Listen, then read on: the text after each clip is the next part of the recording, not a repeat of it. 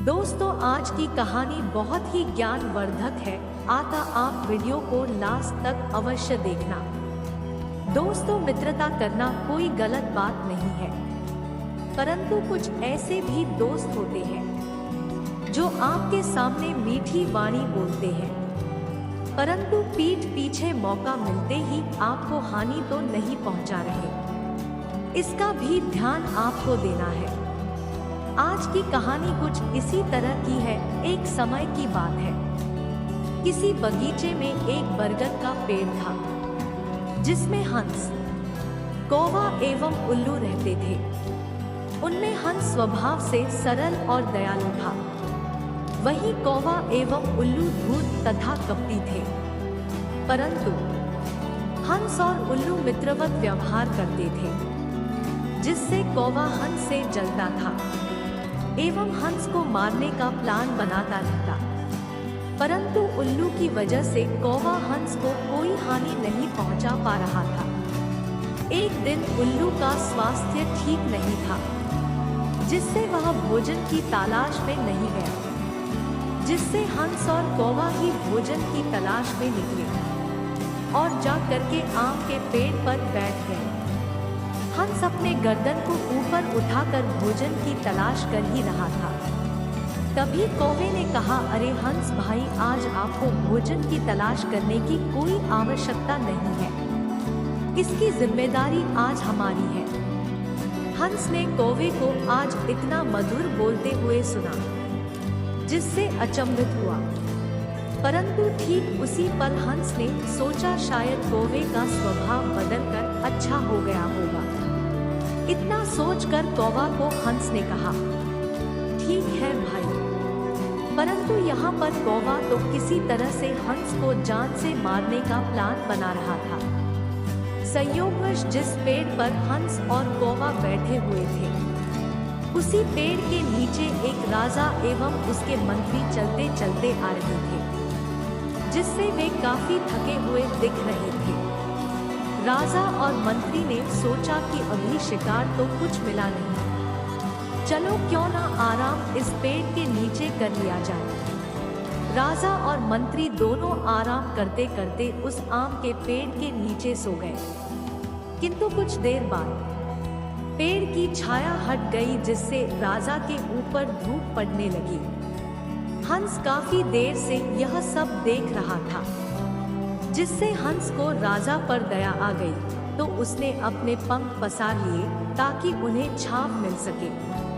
कौवे ने जब यह देखा तो उसे कुछ नया करने का मौका मिला। वह अपनी धूर्तता से बाज नहीं आया। उसने आराम करते हुए राजा के ऊपर लगे हुए आम के फल को चोंच मारकर गिराने लगा। तभी उल्लू ढूंढते हुए कौवा एवं हंस के पास आया और हंस की अच्छाई एवं कौवे की मूर्खता को देखकर एक जगह छिपकर यह सब कुछ देखने लगा।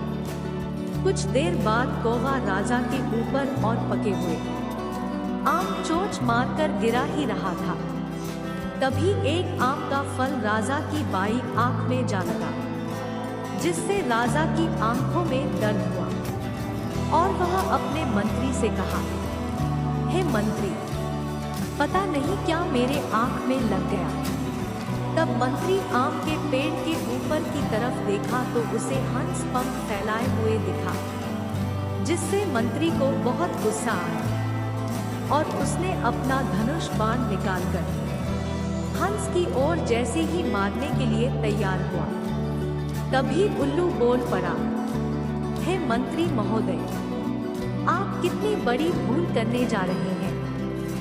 गलती कोई और करे, सजा कोई और भोगे, ये कैसा न्याय है। उल्लू की बात सुनकर राजा और मंत्री स्तब्ध रह गए। तब मंत्री ने कहा, उल्लू भाई, ऐसी बहकी बहकी बातें क्यों कर रहे हो? साफ साफ बताओ, तुम क्या कहना चाह रहे हो।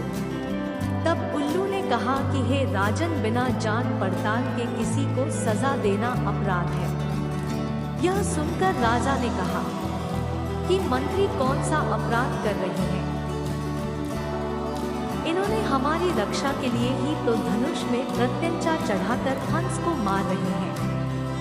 तब उल्लू ने कहा, हे राजन, आप अच्छे से देखिए, हंस आपके लिए कितने दया भाव के साथ धूप से बचाव के लिए अपना पंख फैलाए हुए बैठा है, ताकि आप जैसे राजा को कोई कष्ट न पहुंचे। और ठीक इसके विपरीत हंस के नीचे जो डाली है, वहां पर देखिए कौन बैठा है। तब राजा और मंत्री ध्यानपूर्वक देखा तो एक कौवा छिपा हुआ बैठा था। तब मंत्री को आभास हुआ, यही कौवा है जो हमारे राजा को चोट पहुंचाने का प्रयास किया, इसलिए इस कौवे को सजा अवश्य मिलनी चाहिए। तब मंत्री ने राजा से कहा, हे राजन, आपके बाएं आंख में कौवे के द्वारा चोट पहुंचाई गई है। इसने साजिश करके जानबूझकर अपराध किया है, इसलिए हम इसकी बाईं आंख में अपने तीर धनुष को कौवे की तरफ साधता हूं। यह कहकर मंत्री ने कौवे के बाएं आंख में तीर छोड़ दिया, जिससे वह तीर सीधा कौवे के बाईं आंख में जा लगी, जिससे कौवा पीड़ा से कराहता हुआ जमीन में आ गिरा और अपनी की हुई गलती पर क्षमा मांगा। तब तक हंस और उल्लू वहां आ गए, जहां पर कौवा घायल अवस्था में पड़ा था।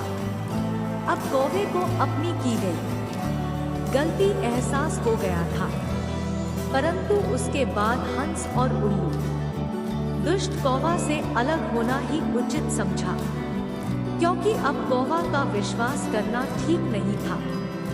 दोस्तों, बुरे काम का फल भी बुरा होता है, इसलिए बुरे लोगों से दूर रहने में ही भलाई है।